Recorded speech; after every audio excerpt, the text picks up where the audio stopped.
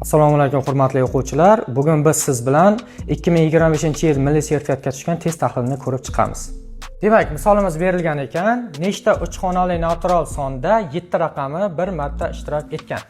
Demak, bizga uch xonali son berilgan bo'lsin, ya'ni quyidagicha. 7 raqamimizni qarang, bir marta foydalanamiz. Ya'ni birinchi navbatda 7 ni men xo'p, yuzlar xonasiga qo'yib olaman. Ana endi qarang, o'nlar xonasiga to'g'ri keladigan raqamlarimizni topib olaman. Qarang, o'zi raqamlarimiz 0 dan 9 gacha 10 ta raqamimiz bor. Undan bittasini men foydalandim. Bu yerga qoladigani 9 ta.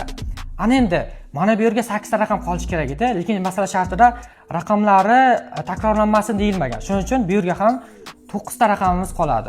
O'z navbatida bundan kelib chiqargan qiymatimiz, ya'ni boshida 7 raqamga keladigani 81 ta sonimiz mavjud bo'ladi. Ana endi keyingisini 3 xonali sonimizni yozib olamiz.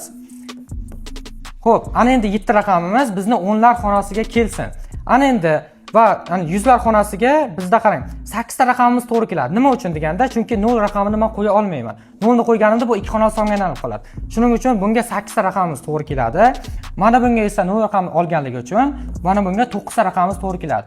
Bundan chiqadigan qiymatimiz 8 ko'paygan 9, ya'ni 72 ga teng bo'ladi. Ya'ni 72 ta sonimiz mavjud. 7.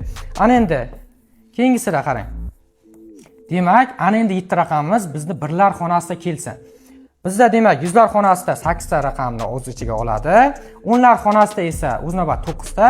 Bundan ham qarang, demak, 8 ko'paygan 9, ya'ni 72 ta qiymatimiz mavjud bo'ladi. Biz umumiy qiymat javobni topishimiz uchun mana bu 3 ta chiqqan natijani qo'shishimiz kerak.